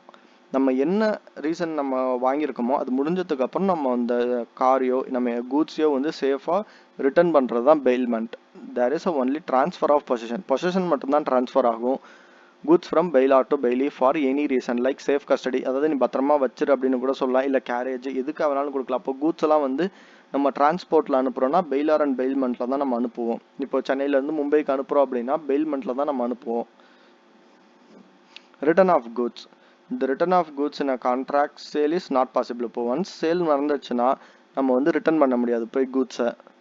இன் பெயில்மெண்ட்டில் must return the goods to the bailor on accomplishment of the purpose of bailment was made. அதாவது பெயில்மெண்ட் வந்து முடிஞ்சிச்சுன்னா நம்ம வந்து கூட்ஸ் வந்து ரிட்டர்ன் பண்ணணும். பெயில்மெண்ட்னா ஒன்றுமே இல்லை, இந்த காரை வாங்குறது 1 மந்த் வரைக்கும் வெயிட் பண்ணுறது பெயில்மெண்ட். அந்த பெயில்மெண்ட் முடிஞ்சிச்சுன்னா உடனே காரை வந்து ரிட்டர்ன் பண்ணிடணும். நெக்ஸ்ட் வந்து consideration. The consideration is the price in term of money. அதாவது கன்சிடரேஷன் அப்படின்றது என்னன்னா ப்ரைஸ். இங்கே வந்து கன்சிடரேஷன் மேபி கிராஜுவியஸ் நான் கிராஜுவியஸாக இருக்கும். இப்போ ஹியர் இங்கே வந்து எக்ஸ் ஒய் 2 பேருமே ஃப்ரெண்ட்ஸு. ஸோ ஃப்ரெண்ட்ஸ்குள்ளே நம்ம வந்து எதுவும் கேஷ் வாங்கிக்க மாட்டோம். நீ வந்து பெட்ரோல் போட்டுட்டு 1 மந்த் யூஸ் பண்ணிட்டு எடுத்துகிட்டு வந்து தாப்பா அப்படின்னு சொல்கிறது வந்து நான் கிராஜுவியஸ். இதுவே ஒய் வந்து அனதர் பர்சனாக இருக்காங்க, அவள் யாருன்னே தெரியல. பட் ஆனால் இப்போ வந்து நம்ம ரெண்ட்டுக்கு விடுறோம் அப்படின்னா ஒரு நாளைக்கு எனக்கு வந்து ஒரு 1000 rupees கொடு, ஸோ வந்து 1 மந்த்துக்கு வந்து 30,000 எனக்கு வேணும் அப்படின்னு கேட்குறது வந்து கிராஜுவியஸ். கிராஜுவியஸ்னா மணி மைண்டட், நான் கிராஜுவியஸ்னா நான் மணி மைண்டட். கிராஜுவியஸ்னா மணி மைண்டட். நெக்ஸ்ட் வந்து contract of sale was how made. Next இன்னொன்று பார்த்தோம், sale and contract of work and labour. A contract of sale of good is one in which some goods are sold or to be sold for price. Where no goods are sold, they are only doing or rendering some work of labor, then contract of only work and labor, not a sale of goods. When gold is supplied to a goldsmith for preparing ornament or when artist is asked to paint a picture. இது வந்து sale of அதாவது work and லேபரில் வரும். இது வந்து sale of goods கிடையாது, it is sale and contract for work and labour. அதாவது இங்கே வந்து நம்ம எதுவும் கூட்ஸை வந்து சேல் பண்ணல, அவங்க கோல்டை சப்ளை பண்ணிவிட்டு ஜஸ்ட் நம்மளோட ஒர்க் மட்டும்தான் வாங்கிக்கிறாங்க. அதே மாதிரி ஆர்டிஸ்ட் கிட்ட வந்து ஒரு பெயிண்ட்டை பிக்சர் பண்ண சொல்கிறோம், எல்லா பொருளையுமே கொடுத்துட்டு, அது ப்ரஷ்ஷு, பெயிண்ட் எல்லாமே கொடுத்துட்டு எனக்கு ஒரு பிக்சர் மட்டும் எனக்கு வரைஞ்சி கொடு அப்படின்றது work and labour, contract of work and labour, sale of contract of work and labour. Next வந்து contract of sale how made. ஒரு கான்ட்ராக்ட் ஆஃப் சேல் எப்படி நடக்கும் அப்படின்னு பார்த்தீங்கன்னா, according to section 5 class 1, a contract of sale is made by an offer to buy or sell goods for a price and then acceptance of such offer. நார்மலாக ஒரு சேல்னா என்ன, ஒரு by or sell goods. இப்போ ஒரு கடைக்கு போனோம்னா அந்த கடையில் என்ன பண்ணியிருக்காங்க, எல்லா கூட்ஸையும் வந்து டிஸ்பிளே பண்ணியிருப்பாங்க. எதுக்காக டிஸ்பிளே பண்ணியிருக்காங்க, நம்ம வாங்கணும் அப்படின்றதுக்காக தான். ஸோ அவங்க என்ன வில்லிங், ஸோ கடையில் எதுக்காக டிஸ்பிளே பண்ணியிருக்காங்கன்னா, நம்ம வந்து வாங்கணும் அப்படின்றதுக்காக தான் அவங்க வில்லிங்காக டிஸ்பிளே பண்ணியிருக்காங்க. ஸோ அவங்க நமக்கு ஆஃபர் பண்ணுறாங்க, உங்களுக்கு இந்த பொருள்லாம் நான் வச்சுருக்கேன், உங்களுக்கு எது பிடிச்சிருக்கோ நீங்கள் எடுத்துக்கோங்க அப்படின்ற ஒரு ஆஃபர் பண்ணுறாங்க. டு பை ஆர் செல் கூட்ஸாக கூட இருக்கலாம். For a price and the acceptance of such offer. In case நம்ம போய் அதை அக்செப்ட் பண்ணி அது ஒரு பொருள் எடுத்துகிட்டு வந்துட்டோம்னா இட் இஸ் அ சேல், அவ்வளோதான், simple. For the delivery of payment by installments or delivery of payment, both shall be postponed. The contract provided for the immediate delivery of the goods or immediate payment of price or both. For the delivery or payment by installments or delivery or payment shall be postponed. இங்கே வந்து என்ன சொல்கிறாங்க அப்படின்னா, delivery of goods வந்து இமீடியட்டாக இருக்கலாம், இமீடியட்டாக நடக்கலாம், உடனே பேமெண்ட்டும் நடந்துச்சுன்னா it is a price. If delivery and payment are இன்ஸ்டால்மெண்ட்டில் நடந்துச்சுன்னா இட்ஸ் அ ஹையர் பர்ச்சேஸ். அது ரெண்டுமே நடக்கலாம், நார்மலாக சேல் தான். அதாவது டெலிவரியும் பேமெண்ட்டாகவும் இன்ஸ்டால்மெண்ட்டில் நடந்துச்சு அப்படின்னாலும் அதுவும் வந்து கான்ட்ராக்ட் ஆஃப் சேல் தான். அதே delivery or payment shall be postponed அப்படின்னா ஒரு மாதம் கழித்து நான் வாங்கிக்கிறேன் அப்படின்னு சொல்கிறதும் இட்ஸ் அ சேல் தான், கான்ட்ராக்ட் ஆஃப் சேல் தான். நமக்கு வந்து எப்போ நடந்தாலும் சேல் தான். பட் நம்ம என்ன பண்ணுறோம், கான்ட்ராக்ட் ஆஃப் சேல் அப்போ ஒருத்தவங்க ஆஃபர் பண்ணுவாங்க, இன்னொருத்தவங்க அக்செப்ட் பண்ணுவாங்க. உடனே வாங்கிட்டு போனாலும் போகலாம், இல்லை இன்ஸ்டால்மெண்ட்டில் வாங்கிட்டு இன்ஸ்டால்மெண்ட்டில் பே பண்ணாலும் பண்ணலாம், இல்லை ஒரு 1 month கழிச்சு வாங்கினாலும் வாங்கலாம். இதுதான் வந்து contract of sale. Subject or matter of contract of sale. So இங்கே அனலைசஸ் வந்து சிம்பிளாக இப்போ நம்ம படித்தது தான் சொல்லியிருப்பாங்க. Contract of sale is made and offer to buy sell goods for a price and acceptance of such offer.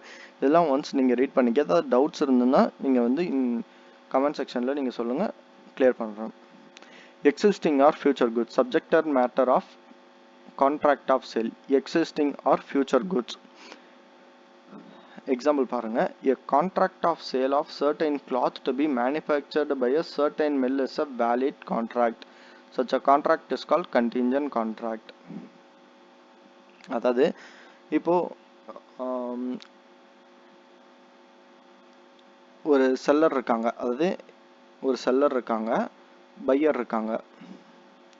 இவங்க ரெண்டு பேத்துக்குள்ள என்ன ஒரு கான்ட்ராக்ட் என்டர் ஆகுதுன்னா, இப்போ எக்ஸ் லிமிடெட் அப்படின்ற ஒரு மில் இருக்கு. இந்த மில்ல கிளாத்ஸ் வந்து ரெடி பண்ணி எனக்கு கொடுத்தாங்கன்னா அந்த கிளாத்ஸை நான் உனக்கு வந்து சேல் பண்ணுறேன் அப்படின்றத இவங்க ரெண்டு பேத்துக்குள்ள கான்ட்ராக்டு. இன்கேஸ் இந்த எக்ஸ் மில்லில் வந்து எந்த கான்ட்ராக்ட், அதாவது எந்த ஒரு மேனுஃபேக்சருமே நடக்கலை அப்படின்னா இந்த கான்ட்ராக்ட் நடக்கவே நடக்காது. ஸோ அதுதான் it is a contingent contracts. Certain cloth manufactured by a certain mill, அதாவது ஒரு மில்ல வந்து அந்த ஒர்க் நடந்துச்சுன்னா நான் சேல் பண்ணுறேன், இல்லைன்னா நடக்காது அப்படின்னு சொல்கிறது தான் வந்து contingent contract. There may be a contract sale of goods, acquisition of which seller depends upon a contingency which may or may not happen. அதாவது இது வந்து சர்டன் மில்ல வந்து மேனுஃபேக்சர் ஆச்சுன்னா மட்டும்தான் நான் உங்களுக்கு வந்து டெலிவரி பண்ணுவேன் அப்படின்னு மாதிரி சொல்லி நம்ம போடுறது. It is a valid. Where the contract sell the seller purports to effect present sale of future goods, the contract operates on agreement to sell. அதாவது நார்மலாக ஒரு கான்ட்ராக்ட் என்டர் பண்ணுறது ஃபியூச்சர் குட்ஸுக்காக அப்படின்னா it is an agreement to sell. Goods perishing before making the contract. Perishing அப்படின்னா கெட்டு போகிறது, அதாவது goods வந்து கெட்டு போகிறது. ஸோ அந்த மாதிரி கூட்ஸ்க்கு வந்து பிஃபோர் மேக்கிங் கான்ட்ராக்ட், அதாவது ஒரு கான்ட்ராக்ட் என்டர் பண்ணுறதுக்கு முன்னாடியே ஒரு கூட்ஸ் வந்து கெட்டு போச்சு அப்படின்னா நம்ம என்ன பண்ணுவோம் அப்படின்றத பார்க்கலாம். A agrees to sell B 50 bags of wheat stored in a A's godown. Due to water logging, அதாவது வாட்டர் அங்கே உள்ளே போய் all the goods are stored in a godown were destroyed at the time of agreement. அந்த time agreement போடும்போதே அங்கே மழை பெஞ்சு இப்போ say for example A and B இருக்காங்க. இவங்களோட குடோன் எங்கே இருக்குது அப்படின்னு பார்த்தீங்கன்னா சென்னையில் இருக்குது. பட் ஆனால் இவங்க எங்கே இருக்காங்கன்னு பார்த்தீங்கன்னா திருச்சியில் இருக்காங்க. திடீர்னு சென்னையில் ஃப்ளட்டு வந்து ஏவோட குடோனில் உள்ள எல்லா வீட்டுமே நனைஞ்சு எல்லாம் வேஸ்ட் ஆகிடுச்சு. அன்னைக்கு சடனாக அன்னைக்கு இப்போ வந்து 12th டே வந்து சம்திங் 12 அன்னைக்கு இவங்க வந்து அக்ரிமெண்ட் போடுறாங்க. என்ன அப்படின்னு பார்த்தீங்கன்னா இந்த மாதிரி வீட்ஸை வந்து சப்ளை பண்ணுறேன் அப்படின்ற மாதிரி. அதே மாதிரி 12th நைட் அப்போது ஃபுல்லாக வந்து ஃப்ளட் வந்து சென்னை ஃப்ளட் வந்து வீட்ஸ் வந்து எல்லாமே வந்து டெஸ்ட்ராய் ஆயிடுச்சு. ஸோ இந்த இடத்துல வந்து neither parties aware of the fact. இந்த நைட்டு ஃப்ளட் வரும்னு யாருக்குமே தெரியாது. நம்ம வந்து அந்தன் வந்து லாஸ்ட் ஆகிடுச்சு, நம்ம அக்ரிமெண்ட்டும் போட்டோம். இட் இஸ் அ வாய்டு அப்படின்னா இந்த அக்ரிமெண்ட் இனிமேல் நம்மளால் பண்ண முடியாது. ஏன்னா எல்லாமே டெஸ்ட்ராய்ட் ஆகிடுச்சு, அந்த கூட்ஸே வந்து பெரிஷபிள் ஆகிடுச்சு.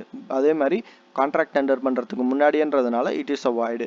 Goods perishing before sale but after agreement to sale. அதாவது நம்ம வந்து இங்கே வந்து அக்ரிமெண்ட் டு சேல் போட்டிருக்கோம். அதாவது ஏ அப்படின்ற ஒரு பர்சன் பிக்கு வந்து கொடுக்குறேன்னு சொல்லிட்டு, பட் ஆனால் ஃபியூச்சர் கூட்ஸில் வந்து லாஸ்ட் ஆகிடுச்சு அப்படின்னா நம்ம என்ன பண்ணுவோம் அப்படின்னு பார்த்தீங்கன்னா, where there is an agreement to sell of specific goods and subsequently goods without any fault of part of seller or buyer perish or become so damaged no longer to answer that description in the agreement to sell become risk passes to the buyer, the agreement there be avoided.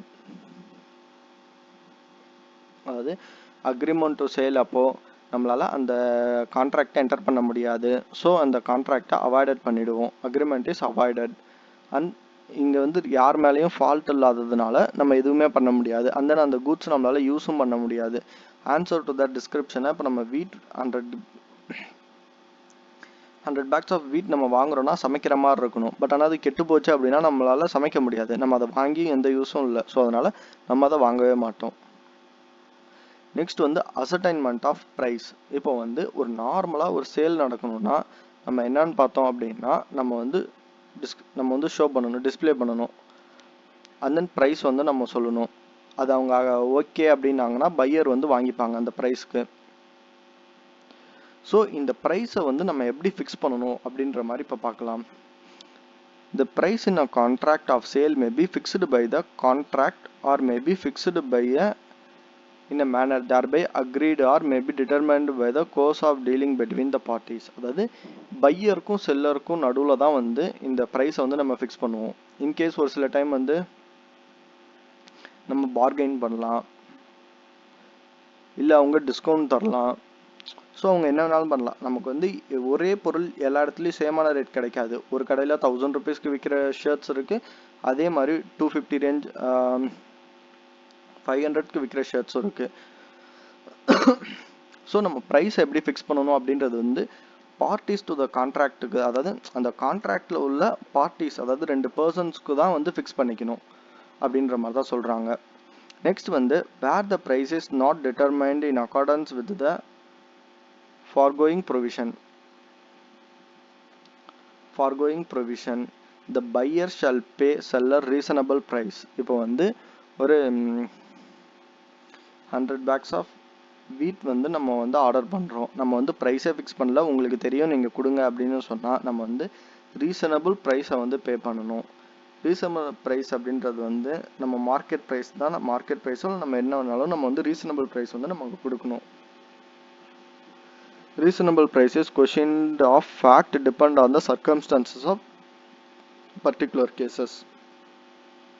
ஒவ்வொரு கேஸ்க்கும் reasonable price வந்து change ஆகும். Market price கொடுக்கலாம், இல்லை அதை விட கொஞ்சம் அதிகமாக சேர்த்து கூட நம்ம கொடுக்கலாம். ஸோ அது வந்து ரீசனபிள் ப்ரைஸ்ன்றது வந்து அந்தந்த சர்க்கம்ஸ்டன்சஸை பொறுத்து இருக்கும். அதாவது ப்ரைஸ் அப்படின்றது வந்து அந்த கான்ட்ராக்டில் உள்ள பர்சன்ஸ் தான் வந்து டிட்டர்மைன் பண்ணிப்பாங்க. அப்படி அவங்க டிட்டர்மைன் பண்ணலன்னா ரீசனபிள் ப்ரைஸ் நம்ம வந்து பே பண்ணணும். Analysis price means the monetary consideration of sale of goods. அதாவது ப்ரைஸ் அப்படின்றது வந்து ஒரு கன்சிடரேஷன்னா சம்திங் இன் ரிட்டர்ன். நம்ம ஒரு பொருளை விற்கிறோம் அப்படின்னா அதுக்காக கேஷ் நமக்கு வருது, இதுதான் வந்து நம்ம கன்சிடரேஷன் அப்படின்ற மாதிரி சொல்லுவோம். ஃபிக்ஸ்டு பை த கான்ட்ராக்ட், அதாவது நம்ம கான்ட்ராக்ட் என்டர் பண்ணும்போதே இப்போ 100 bags ஆஃப் வீட்டை வந்து எனக்கு 100 rupees கொடு ஒரு பேக் அட் ஈச் பேக் அப்படின்றது வந்து fixed by the contract. Agree to be fixed in a manner provided by the contractor. ஒரு வேல்யூவர் இல்லை ஒரு தேர்ட் பர்சன் வந்து நான் வச்சுருப்பேன். அந்த தேர்ட் பர்சன் வந்து இந்த 100 bagsக்கு எவ்வளோ வீட் இருக்குது அப்படின்றத கால்குலேட் பண்ணி அதோட குவாலிட்டியை செக் பண்ணி அதுக்கப்புறம் தான் தருவாங்க, அதாவது ப்ரைஸ் சொல்லுவாங்க. அப்படின்றது வந்து fixed by other manner, agree to be fixed in a manner provided by the contract by a valuer. Another person யாராவது வந்து இது பண்ணுவாங்க. அதே மாதிரி determine by the course of dealing between parties, அதாவது நம்ம ரெண்டு பேருமே ஃபிக்ஸ் பண்ணிக்கலாம் இதெல்லாம், இதுக்குள்ளே நமக்கு என்ன இருக்குது அப்படின்னு சொல்கிறது வந்து பெட்வீன் த பார்ட்டிஸ் பண்ணுறது. ஸோ இதுதான் வந்து அக்ரிமெண்ட் டு சேல் அப்படின்றது. இப்போது agreement to sale at a valuation. இப்போ வந்து நார்மலாக ஒரு சேல் அப்போது எப்படி நம்ம ப்ரைஸை வந்து ஃபிக்ஸ் பண்ணுவோன்னு இப்போ பார்த்தாச்சு. அதே அக்ரிமெண்ட் டு சேல் அப்போது ஃபியூச்சர் கூட்ஸாக இருக்கும். அப்போ வந்து அந்த கூட்ஸே இருக்காது. ஸோ அப்போ என்ன பண்ணணும்னா, where the agreement to sell goods on the terms price to be fixed by the valuation of third party, such a third party cannot or does not make such a valuation, agreement thereby avoided. இப்போ வந்து நம்ம இங்கே கான்ட்ராக்டில் enter பண்ண மாதிரி ஒரு third person, அதாவது valuer வந்து value பண்ணுவாங்க அந்த கூட்ஸோட வேல்யூ. நான் ப்ரொடியூஸ் பண்ணதுக்கப்புறம் அந்த வேல்யூவர் வந்து வேல்யூ பண்ணதுக்கப்புறம் நான் உனக்கு ப்ரைஸ் சொல்கிறேன் அப்படின்னு அவங்க கான்ட்ராக்டில் சொல்லியிருந்தாங்க. அப்படின்னா இன்கேஸ் அந்த வேல்யூவர் வந்து நமக்கு வந்து வேல்யூவே சொல்லலை, அவங்க வேல்யூவே சொல்ல மாட்டேன்றாங்க அப்படின்னா இந்த கான்ட்ராக்டை நம்ம அவாய்ட் பண்ணிடணும். நம்மளால் வந்து அதுக்கப்புறம் ஃபாலோ பண்ண முடியாது. In case where such a third party preventing from making any valuation fault of seller or buyer, the party not at fault may maintain a suit for damages against the party in default. இப்போ வந்து இங்கே வந்து A அப்படின்ற ஒரு person இருக்காங்க, B அப்படின்ற ஒரு person இருக்காங்க. இப்போது இந்த வேல்யூவர் இருக்காங்கல்ல, இவங்க வந்து ஏ கூட சேர்ந்துக்கிட்டு ப்ரைஸை வந்து இவர் வந்து செல்லர், இவர் வந்து பையர். செல்லர் கூட சேர்ந்துக்கிட்டு ப்ரைஸை வந்து ரொம்ப ஹையாக சொல்கிறாரு, இல்லை பையர் கூட சேர்ந்துக்கிட்டு ப்ரைஸை வந்து ரொம்ப லோவாக சொல்கிறாரு. ஸோ இப்படி இருந்துச்சு அப்படின்னா, இது நமக்கு தெரிய வந்துச்சு அப்படின்னா நம்ம வந்து கோர்ட்டில் கேஸ் போட்டுடலாம். இப்போ நம்ம வாங்கிட்டு போயிட்டு அதுக்கப்புறம் மார்க்கெட் ப்ரைஸை செக் பண்ணும்போது ஐயோ நம்ம வந்து ரொம்ப கம்மியாக விற்றுட்டோமே அப்படின்னு செல்லர் நினச்சாலோ, இல்லை பையர் வந்து ஐயோ நம்ம ரொம்ப ஹையாக ப்ரைஸ் கொடுத்து நம்ம வாங்கிட்டோமே அப்படின்னு நினச்சாலோ, நம்ம வந்து கோர்ட்டில் கேஸ் போட்டு டேமேஜஸ் வந்து கிளைம் பண்ணிக்கலாம். டேமேஜஸ்ன்றது வந்து எவ்வளோ அமௌண்ட், இப்போ மார்க்கெட் ப்ரைஸ் வந்து 1000 rupeesக்கு இருக்குது அப்படின்னா, இப்போ நம்ம வந்து 1200 rupees கொடுத்து நம்ம வாங்கிட்டோம் அப்படின்னா இந்த டிஃப்ரென்ஸ் அமௌண்ட் 200, அதை வந்து நம்ம வந்து டேமேஜஸாக கிளைம் பண்ணிக்கலாம். அனலைசஸ் எக்ஸாம்பிள் பாருங்கள். P having 2 bikes agrees to sell both the bikes to S for a price fixed by Q. அதாவது P அப்படின்ற ஒரு பர்சன் இருக்காங்க, இவர்கிட்ட 2 பைக் இருக்குது, யார்கிட்ட எஸ் கிட்ட சேல் பண்ணுறதா சொல்லியிருக்காங்க. ப்ரைஸ் யார் ஃபிக்ஸ் பண்ணுவாங்கன்னா Q. He gives delivery of 1 bike immediately. Q refused to fix the price. இப்போ வந்து Q வந்து நான் ப்ரைஸ் வந்து ஃபிக்ஸ் பண்ண மாட்டேன் அப்படின்றாங்க. As such, P asks S to return the bike already delivered to S. அந்த ஒரு பைக் வந்து டெலிவரி பண்ணாங்கல்ல, ஸோ அந்த பைக் ரிட்டர்ன் பண்ண அப்படின்ற மாதிரி கேட்குறாங்க. Delivery of the second bike too. In the given instance, buyer S shall pay reasonable price to P for the bike already taken. As regard the second bike, the contract can be avoided. அதாவது ஒரு bike இவங்க delivery பண்ணதுக்கு reasonable price வந்து S வந்து பிக்கு வந்து pay பண்ணணும். இப்போ மார்க்கெட் ப்ரைஸ் வந்து ஒரு 40,000 வச்சுக்கோங்க, அந்த 40,000 வந்து எஸ் வந்து பி கிட்ட பே பண்ணிடணும். இப்போ செகண்ட் பைக்கு வந்து அந்த கான்ட்ராக்டை அவாய்ட் பண்ணிடலாம், நம்ம வந்து கான்ட்ராக்ட் வந்து பண்ணணும்னு அவசியம் இல்லை. ஸோ அதுதான் இங்கே எக்ஸாம்பிள் சொல்லியிருக்காங்க. ஸோ நமக்கு வந்து ஃபர்ஸ்ட் யூனிட் முடிஞ்சிச்சு. இப்போ நெக்ஸ்ட் யூனிட் பார்க்கலாம்.